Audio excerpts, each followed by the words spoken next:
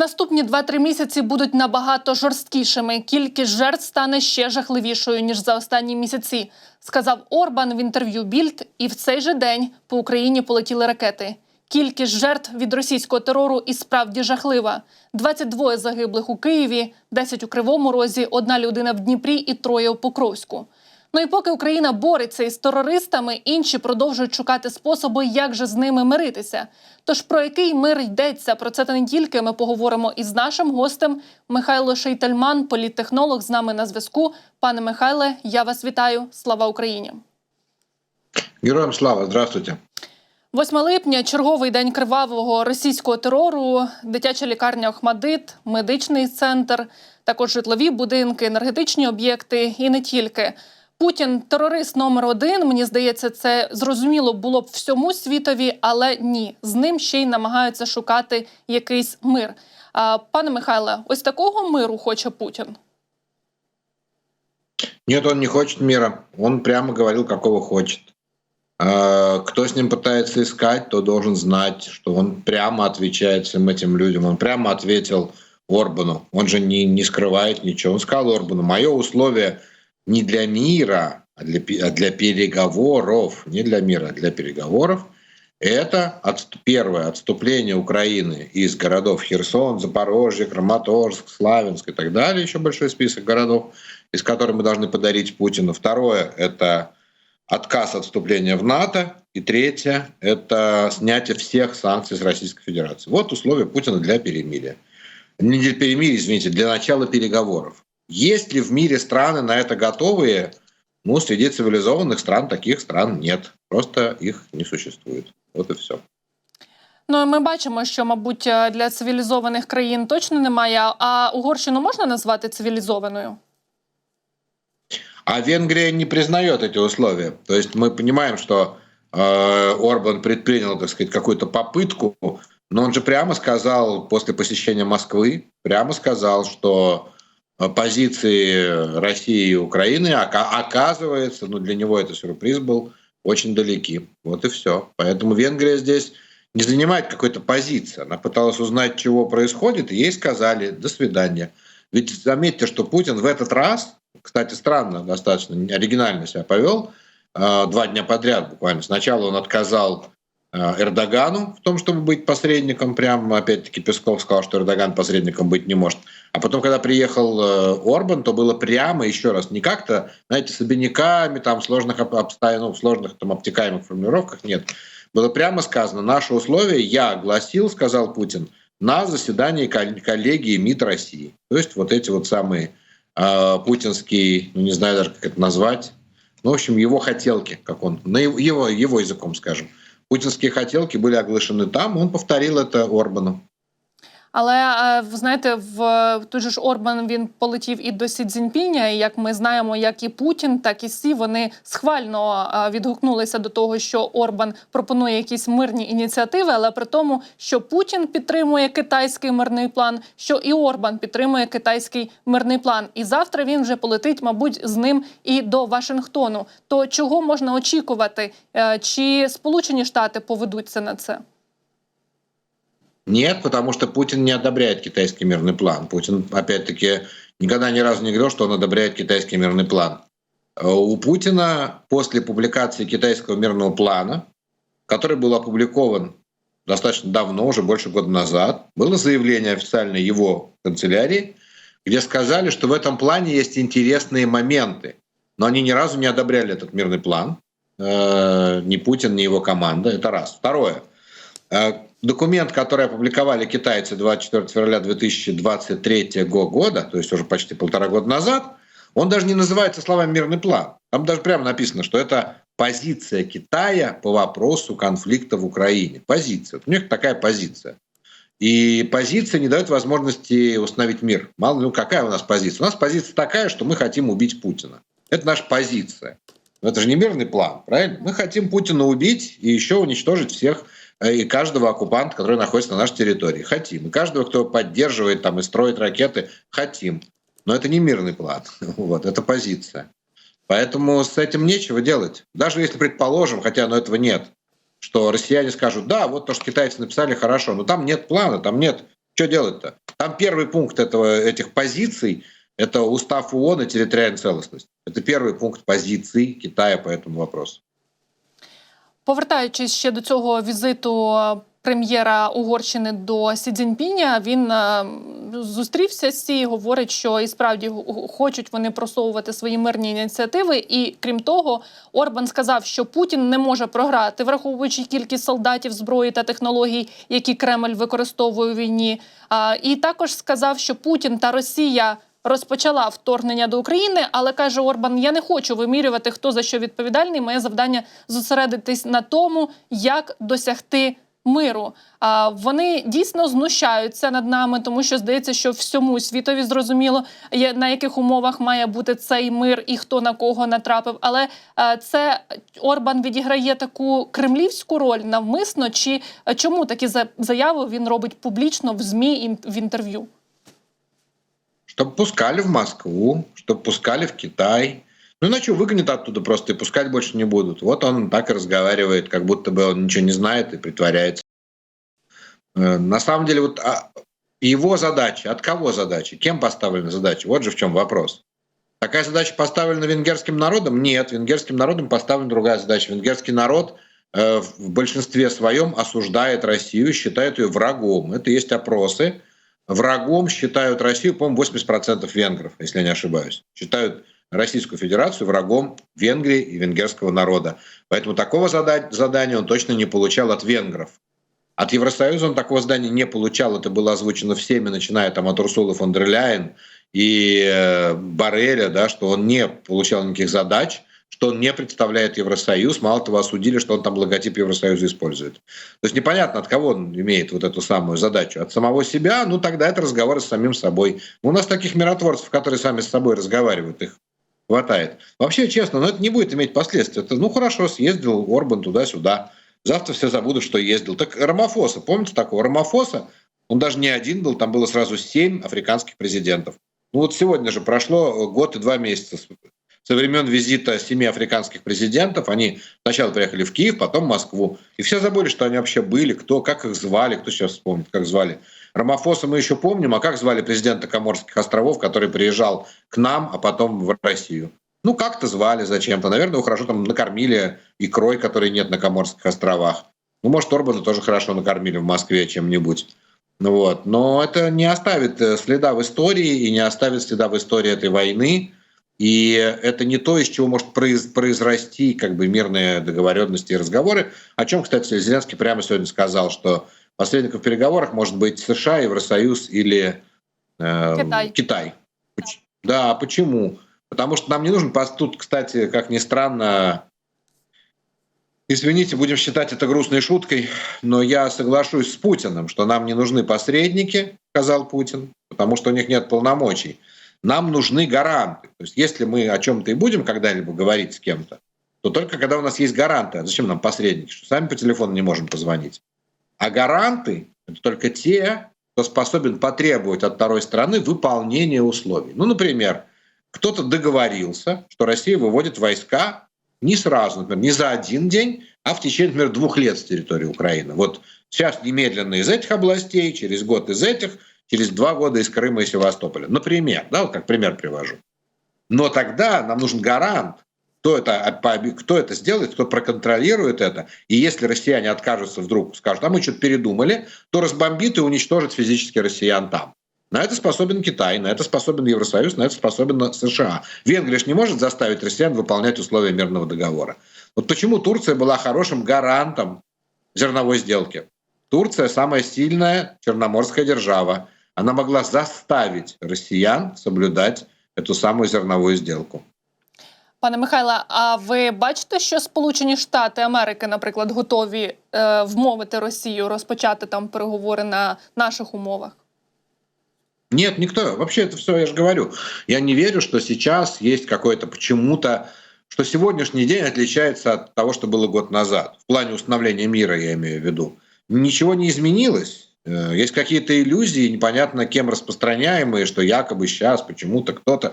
Но тоже, когда я спрашиваю, ну кто вот сегодня говорит о том, что появится какой-то мир? Ну хорошо, Орбан сказал, окей, с Орбаном более-менее разобрались. А кто еще? Я не вижу никаких идеи, не то чтобы идеи даже, нет, я не вижу, скорее, извините, возможности. Идеи тут ни при чем, конечно. Идеи тут не нужны. Действительно, в чем прав Орбан? У нас очень разные позиции. Россияне хотят, их цель уничтожения Украины и физическое уничтожение каждого украинца. Они об этом прямо заявляли, они этого не скрывают. Их цель уничтожения украинского государства. Раз. Путин объяснил, кстати, в интервью Такеру Карлсону, на какие территории претендует Россия, что это все весь левый берег Днепра плюс город Киев. Это сказал Путин, не кто-нибудь. Медведев, как его второй номер в российском государстве, в российской государственной иерархии, сказал, что цель россиян убить каждого украинца физически. Тоже об этом было сказано. Поэтому я не вижу никаких... Вот, а нас такая позиция не устроит точно. Нам такое неинтересно. Поэтому нет, у нас нет ни одного шанса ни о чем, ни с кем договориться сейчас. Про ще ракетний удар сьогоднішній Міністерство оборони Російської Федерації, Міністерство війни заявляє, що вони наносили удар по об'єктах воєнної промисловості, по авіаційних базах Збройних сил України і кажуть, що це в ответ на попитки нанесення Києвом ущерба РФ. Ну і, звісно, вони заперечують свій цілеспрямований удар по цивільних об'єктах, кажуть, що то українська ракета ППО потрапила в лікарню, що це навмисна провокація напередодні саміту НАТО, який стартує завтра. І от, до речі, зрозуміло, з одного боку, це треба бути повним, щоб влаштовувати таку ракетну атаку напередодні саміту, де ми будемо просити ще більше зброї, ще більше систем протиповітряної оборони. І зазвичай після такого нам ці системи дають. Але з іншого боку, навіщо Росія це зробила і справді напередодні саміту? Я не вижу в этом привязки к саммиту, честно говоря. Я думаю, что у них это случайное совпадение, у них своя программа. Министерство обороны России сообщило, в частности, цели удара достигнуты. Назначенные объекты поражены. То есть их целью были действительно детская больница и второй там медицинский объект. Я до конца не понял, какой у нас уничтожен тоже. Это была цель удара. Она достигнута. Она абсолютно вписывается в рамки того, что декларирует Россия. Убить каждого украинца, естественно, это включает детей. Поэтому я не вижу здесь ни одного противоречия в их позиции, в их поведении. Дальше. Как они это собираются делать и для чего они уничтожают детские больницы? Чтобы нас запугать, конечно. Тоже прямые тексты. Я цитирую сейчас, например, Дмитрия Пескова. Он говорил это про ситуацию с электроэнергией в 2022-2023, зимой 2022-2023. Но я думаю, что он и сегодня с удовольствием это повторит. Вот он, если его спросить, он скажет, да, он, может, не скажет так, но в принцип в чем? Да, мы будем ваших детей, будем их... Но у власти Украины есть возможность, как он сказал, прекратить немедленно страдания украинцев.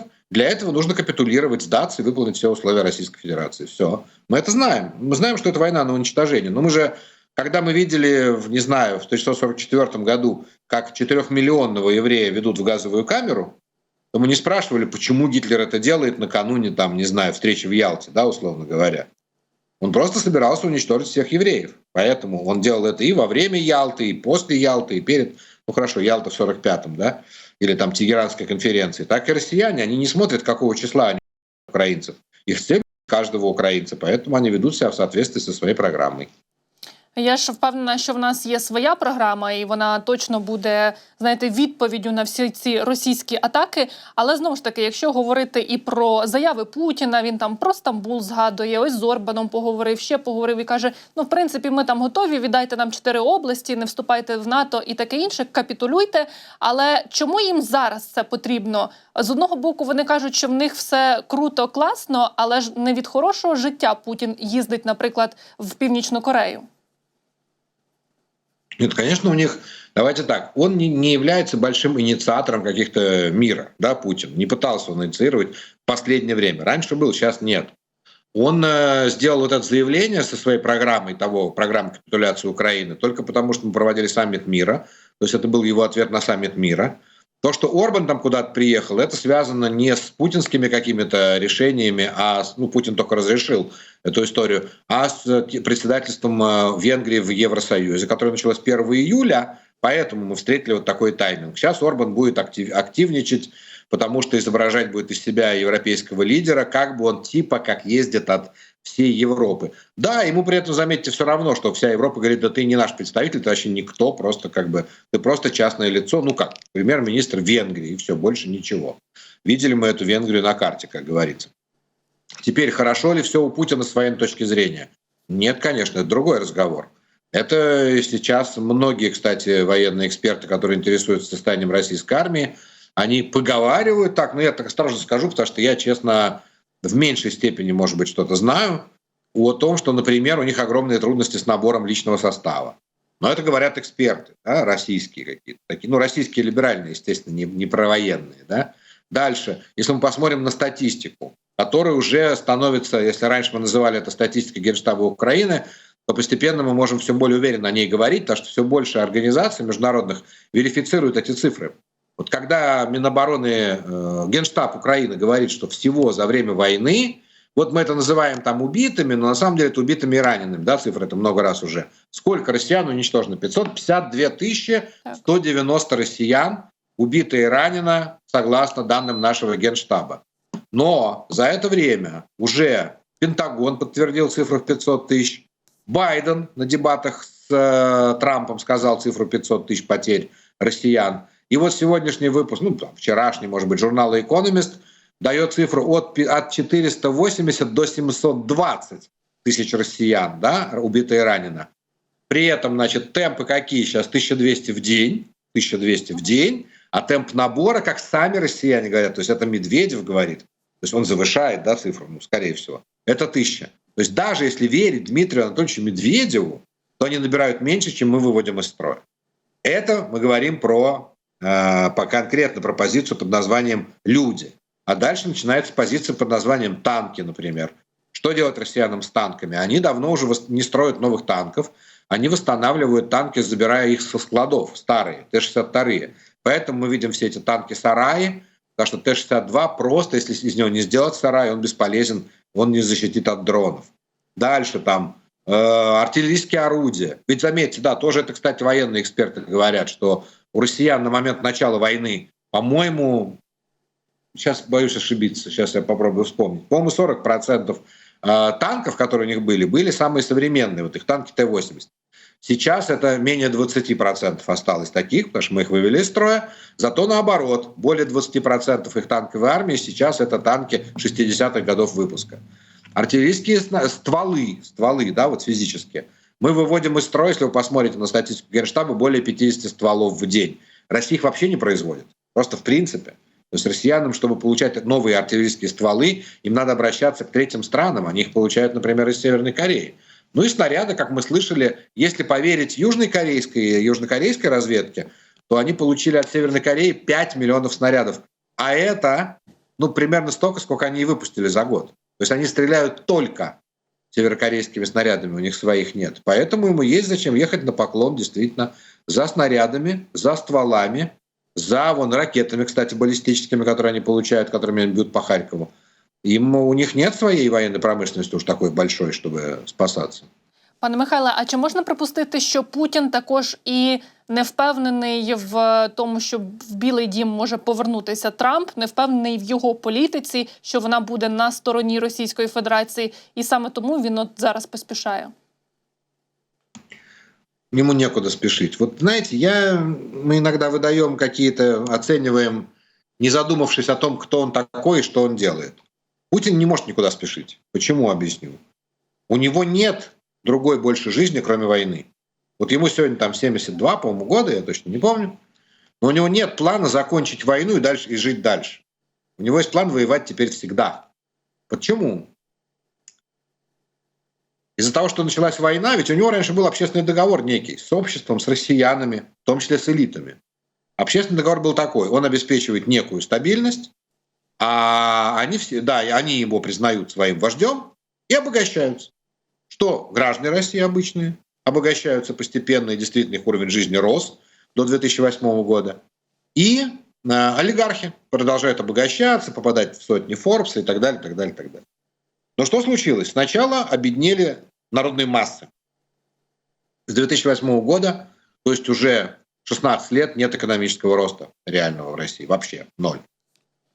Дальше. Там, вернее, рост 1,1% реальный рост, а это ниже сильно мирового, то есть они отстают от мира. А в это время олигархи все еще продолжали обогащаться. У них-то все было нормально, они продолжали богатеть. Но 24 февраля 2022 года Путин отрезал олигархам путь в Европу и в мир. Вот олигархам, я сейчас имею в виду не только там первую эту сотню Форбса, любым более-менее богатым людям. Все это было отрезано. Они теперь вынуждены вместо того, чтобы ехать в Италию, просто отдыхать, жить, семья там в школу ходит, жить на Волге, на Енисее или где у них там еще бывает. И вот с этими людьми что ему делать? В чем его теперь договор-то новый? Новый договор такой: вот закончится, вы потерпите, закончится война, а потом будет хорошо. Но такого варианта нет. Потому что нет варианта закончить войну и снять санкции. Такого варианта нет. Вот что бы он ни завоевывал, он не может снять санкции, пока он не вернет нам территории. А территорию он возвращать тоже не может. Вот и все, и уперлось. Поэтому он собирается воевать всегда. И даже Трамп, для него, хорошо, пришел Трамп, предположим. Вот Трамп приходит на 4 года, Путин собирается еще захватывать Венгрию, Польшу, Финляндию, там, страны Балтии. У него большая программа завоеваний. Он не заметит, как Трамп поправить успеет. Понимаете? То який є вихід із цієї ситуації? Всьому світові зібратись і знищити Російську Федерацію, тобто Путіна, чи зробити розпад РФ? Да, конечно, других вариантов нет. Тут распад не обязателен. Распад это может произойти, может не произойти. Його бояться всі наші союзники. Да, распад или не распад, это не так важно на самом деле. Слушайте, распался Советский Союз, у которого было ядерное оружие. Что, хоть одна бомба взорвалась? Нет, ни одна бомба не взорвалась. Исчезла ЮАР, Южноафриканская республика, которая сейчас вот Сирил Рамафоса, президент Южноафриканской республики. Но там был режим апартеида. Называлось это режим апартеида. И в Южноафриканской республике правило белое меньшинство. Это был режим апартеида. Там были выборы, но это были выборы, в которых участвовали только белые, а черным запрещено было участвовать. И в 1900, там, примерно 90-м, наверное, не вспомню точно каком, может, 91-м году, этот режим апартеида перестал существовать. И фактически Южноафриканская республика – это вообще другое государство, просто расположенное на этой же территории. Но это другая страна, вообще ничего общего не имеющая с тем ЮАР, которое было до этого. Я почему ЮАР привожу именно в пример? Потому что это была ядерная держава. У ЮАР было ядерное оружие. У ЮАР белый, в смысле, который последним президентом был Фредерик де Клерк. И после смены власти, передачи власти от Фредерика де Клерка Нельсону Манделе, там были полностью изменены вообще все законы, просто все это, исчез режим апартеида. Там была изменена столица, там были изменены, государственный язык был изменен, слушайте, было два у них госязыка, английский и африканс, а сейчас у них, по-моему, 11 государственных языков, языки разных племен. Вот, 2 столицы у них теперь. И они отказались от ядерного оружия. То есть они его разобрали, физически разобрали, ядерное оружие при передаче власти. Поэтому, например, при разгроме России можно будет ставить условием, естественно, то, что российское ядерное оружие будет разобрано, вот и все. А там дальше они будут жить одной страной или 10, или 20 странами. Нам в этот момент станет... Нам-то лучше, конечно, чтобы не одной, нам, как Украине, а мировому сообществу будет, в общем, уже и все равно. Но нет другого варианта. Слушайте, с Гитлером же никто не пытался договориться. Вот на Ялтинской конференции не обсуждали, как бы нам договориться с Гитлером. И в Тегеране в 43-м, это еще Гитлер оккупирует всю Францию, всю там европейскую часть СССР, почти всю, да. Его войска еще стоят вон возле Кавказа. А в Тегеране в 43-м никто не обсуждал, как нам договориться с Гитлером. Договаривались, как уничтожить гитлеровскую Германию. Поэтому вот об этом и надо договариваться. То, что к этому еще пока немногие пришли, вот латыши, литовцы, эстонцы к этому пришли, поляки к этому пришли, финны к этому пришли, шведы. А, например, там, не знаю, французы пока не пришли. Придут, время занимает просто. До речі, про умови, які не ставили, то тоді ж союзники, знаєте, дозволяли бити по Берліну. Тут би хотілося, щоб і нам дозволяли зараз бити по Москві і далі по території Російської Федерації. Як ви гадаєте, після цього цинічного ракетного удару, чи можуть бути зняті обмеження на використання американської зброї? Тобто ми то зараз можемо бити, але по прикордонню, можливо, далі? Во-первых, тогда по Берлину, в общем, никто не бил в 1943 году. Это были случайно, вот буквально в том же духе, в котором мы беспилотниками по Москве. То есть была пара налетов, один там с острова Саарима, по-моему, и британцы там пару раз налетели, все. Потому что потери были слишком большие, чтобы долететь до Берлина, беспилотников-то не было, и поэтому было почти невозможно его бомбить. Не было такого. Не было тогда ковровых бомбардировок. В 1943-м еще не было ковровых бомбардировок Германии, еще никто не уничтожал Дрезден. Все это стало потом, потому что было еще нечем физически. Вся эта программа строительства огромных там летающих крепостей, которых американцы построили 20 тысяч штук, гигантских бомбардировщиков стратегических. Это все 1944 год. Вот, поэтому к этому пришли, что придется так сделать. Никто не собирался стирать с лица земли Германию. Ее пришлось стирать с лица земли, просто рано или поздно, если Россия не капитулирует сама, придется делать это, безусловно, когда-нибудь и с Россией, цивилизованному миру, а как иначе? Поэтому нет, в 1943-м еще такого не было. Но если касается вашего вопроса, то да, к сожалению, это так. В смысле, это да, вы правы. К сожалению, каждый раз мы кровавой ценой получаем право как-то еще использовать оружие против России или получаем какие-то новые виды вооружений. Это будет обязательно. Но за это платится цена жизни детей и мирных граждан. Так и было. Почему мы получили право бить по территории Российской Федерации? Потому что они увидели на Западе, что творят оккупанты мирных жителей Вовчанска, например. Вот когда они это увидели, на снимках с аэроразведки нашей, тогда и разрешили нам бить по территории России, понимая, что такое Россия здесь. Когда они увидели, что произошло в Буче, они нам дали хаймарсы. Пока они не видели Бучу, они нам хаймарсов не давали. Вот. Поэтому каждый раз нам дают что-то только в обмен на очередное преступление путинского режима и Российской Федерации. Вот сейчас россияне совершили очередное очень большое действительно преступление. И нам сейчас в мире что-то дадут, я уверен, это так и будет. Там не на саммите НАТО, на саммите НАТО могут объявить об этом. И это не только будет средство ПВО. Потому что понятно, что средства ПВО это само собой, но этого мало. Нужно научиться сбивать точки старта этих ракет, уничтожать. Пане Михайле, до Москви прилетів Нарендра Моді, і ось теж цікаво, як це відбувається. Індія доволі потужний гравець в регіоні, і, як пишуть індійські ЗМІ, в першу чергу поїздка спрямована на посилення відносин Москви та Нью-Делі на тлі зростаючої співпраці Росії з Китаєм. А це Путін намагається таким чином продемонструвати свою міць, силу, що до нього ще хтось прилітає з його планами, там намагається якось їздити по всьому світові, про щось говорити, про Путіна згадувати. Чи для чого ця поїздка? Нет, к сожалению, потому что жизнь-то продолжается. Вот этот визит Моди в Российскую Федерацию – это очень практичное мероприятие. Там же прямо было сказано, с какими целями он туда летит. Россия – это второй по величине, Индия, извините, второй по величине партнер Индии сейчас. А для Индии это вообще чуть ли не партнер номер один. Потому что произошло? Когда ввели санкции, то Индия стала основным покупателем нефти российской, по-моему, чуть ли не больше, чем Китай. По нефти они, по-моему, берут больше, чем китайцы. Они бы и газ брали, но не получается физически. Нет трубопровода, ничего нет. Поэтому Индия потихонечку наваривается на этой войне тем, что берет дешевую нефть нелегальными танкерами и так далее, и так далее. Но я уверен, что это и по другим товарам точно так же происходит. На все, на что наложили санкции в мире, на там алмазы и так далее. А Индия почему бы и не покупать у России все эти алмазы, золото. Наложим санкции на алюминий, и Индия начнет покупать алюминий. Это то, что происходит. При этом индусам, конечно, затруднили американцы, в смысле западники, затруднили платежи за все эти товары. И поэтому основной целью обозначено прямо, что основная цель визита – это наладить возможность платить в обе стороны деньги. Потому что систем больше нет. Все. SWIFT закрыли. Сейчас российскую аналог SWIFT закрыли последними санкциями. И вот сейчас Моди приехал, чтобы договориться, что в Индии будет использоваться российская система МИР, против которой, кстати, тоже есть санкции Запада. А на территории РФ будет использоваться система, которая называется RuPay. Это индийская система, хотя она РУ это, не знаю, что-то другое означает, не про Россию. RuPay. Вот такая у них идея. Это пишут многие российские сайты на эту тему. Ну и тут я думаю, что они, конечно, о чем-то договорятся, и последуют вторичные санкции. Потому что уже вот в последних санкциях Евросоюза и в последних санкциях США было много по поводу этого теневого флота, который весь работает на Индию практически, теневой флот танкеров. Он проходит, ему же надо откуда-то плыть.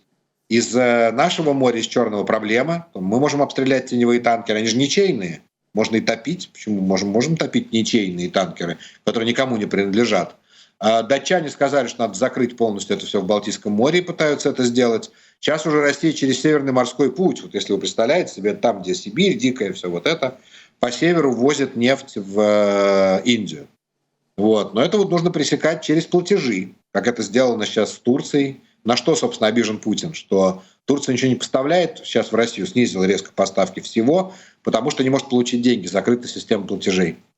Вот, так что они будут пытаться обходить санкции, Моди и Путин, а Америка и Европа будуть внимательно следить за этим візитом і вводити нові санкції проти них. Ну, до речі, ще одна можлива їхня тема переговорів доволі цікава. Reuters писали, що прем'єр Індії буде вимагати звільнення громадян Індії з армії Росії, які начебто були введені в оману щодо служби в російській армії. Там декілька людей загинуло. А тут не може прем'єр Індії поставити якийсь ультиматум Путіну, щоб він не вербував його громадян? Да он скажет, я не буду. Ему же проще всего. Индусы там есть, но это отдельные люди. Откуда они там берутся? Это, например, они студентов заставляют. То есть студенты, которые иностранцы, учились в России, вот такие из третьих стран, стран третьего мира, они их заставляют, это об этом много тоже было публикаций. Плюс был, например, Африканский легион, который шел на Харьков, он весь был уничтожен полностью, насколько я понимаю. Это вот были в основном такого рода люди. То есть нанимать их в Африке, потом возить, это дорого, поэтому их прямо в России нанимают. В России же много живет нелегалов из Африки. Там. Студент учится, у него заканчиваются визы, ему говорят, или покидай, и едь в свой этот самый Унтар-Прадеш в Индию, или давай в армию. И он идет в армию, потому что деньги-то хорошие для индуса. Вот, например, по-моему, это был... Нет, Шри-Ланка, кстати. Она очень возмутилась этим всем и сказала, что выражала протесты России за то, что они забирают в армию граждан Шри-Ланки, которые массово гибнут на фронте. Ну, как массово? Там 20 человек погибло на фронте. Про Индию просто меньше даже слышно было. Ну, да, решат, я думаю. Тут не будет каких-то... Путин ради этих 30 солдат не будет портить отношения с Индией. Стартує саміт НАТО у Вашингтоні завтра, триватиме він до 11 липня, і генсек НАТО Столтенберг, який йде з посади, він уточнив свої слова про те, що Україні може знадобитися до 10 років, щоб вступити до Альянсу. Каже, ніхто точно не сказав 10 років, але очевидно, що це дуже серйозне питання для України, тому що Україна зараз перебуває у стані війни.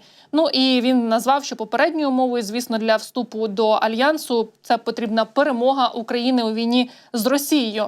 А навіщо Столтенберг, ну і інші наші західні партнери, вони інколи говорять 10 років, 5 років, 30 років. Ну, тобто, точної дати ніхто, звісно, нам не скаже, але навіщо знову озвучувати ці сподівання? Вони думають, що це допомагає нам триматися на плаву? Ну, вообще, они хотят нам, да, сказать, что мы вас обязательно возьмем в НАТО, но потом. Вот, грубо говоря, я думаю, это они хотели нам передать, чтобы мы не кричали, пожалуйста, возьмите нас сейчас, чтобы мы не требовали от них, чтобы они сейчас там прислали нам приглашение в НАТО. Они нам его не пришлют. Ну, не пришлют, пока у нас война. Они не возьмут нас, пока у нас война, это тоже факт. И вот эта цифра 10 лет, почему не говорят год или там 40? Потому что 10 лет – это на самом деле нормальный срок. С момента того, как нам дали приглашение, 10 лет – это привести в соответствие с натовскими стандартами наше все. Все это имеется в виду и армию. Ну, армия, кстати, у нас уже в значительной степени постепенно переходит на натовские стандарты, постепенно, потому что у нас советского просто не остается. Но ведь не только армию нужно привести. Там есть список в договоре между США и Украиной по поводу этого, ну, договора о гарантиях безопасности. Там прописано, что именно мы должны сделать для вступления в НАТО. Ну, там это прям не написано, хотя написано, в общем, что для вступления в НАТО мы должны провести реформы вот такие, и что американцы нам в этом помогут. И японцы обещали нам в этом помочь, и Евросоюз обещал нам в этом помочь. Ну вот, вполне себе. Нет, эта позиция хорошая, она нам на пользу, что он это говорит. Это, кстати, знаете, вот вчера президент Эстонии сказал, что он встречался с президентом Литвы, на результирующей пресс-конференции он сказал, что членство Украины в НАТО не является предметом переговоров с Россией. Что Украина в любом случае будет в НАТО, мы это не рассматриваем как часть переговоров. Вот эти бредни про то, что там Украина должна у себя поменять конституцию, записать, что не будет вступать в НАТО. Это выбор суверенной Украины. И президент Эстонии сказал, что мы должны сохранить территориальную целостность Украины и суверенитет. А что такое суверенитет? Значит, Украина будет решать, состоять ей в НАТО или нет. Мы же за Россию не пытаемся решить там. Мы же не выдвигаем требования, Россия должна выйти из ОДКБ, быть нейтральной и сократить свою армию до 80 тысяч человек. Правильно? Это дело России. А если Россия проиграет войну, то ей придется сократить армию, конечно, и выйти из ОДКБ. Вот. Но пока мы суверенная страна, нет, мы на это не можем соглашаться. Знаєте, дуже б хотілося почути таку чітку позицію і від Сполучених Штатів Америки. Будемо сподіватися, А она есть. Она есть в договоре же. Понимаете, дело в чем? Есть позиция, одно дело там Байден сказал то одно, то другое. И это меня очень сильно расстраивало. Но на G7 подписали договор о безопасности. Там все прописано от лица именно Соединенных Штатов Америки как государства, что они приветствуют наше членство в НАТО и что их цель – членство Украины в НАТО. але Это ж все цей прям договір прописано. можна скасувати. Знаете, все можно отменить. И слова можно отменить, все можно отменить. Но это договор, заключенный от лица государства. Мы понимаем, что вечного ничего не бывает в политике. Но эта позиция уже не слова те или иные, сегодня или вчера сказанные президентом. Это документ, подписанный от лица государства Соединенных Штатов Америки. Даже его отмена – это уже некое специальное решение. Понимаете? Это важно. Вот на это нужно опираться.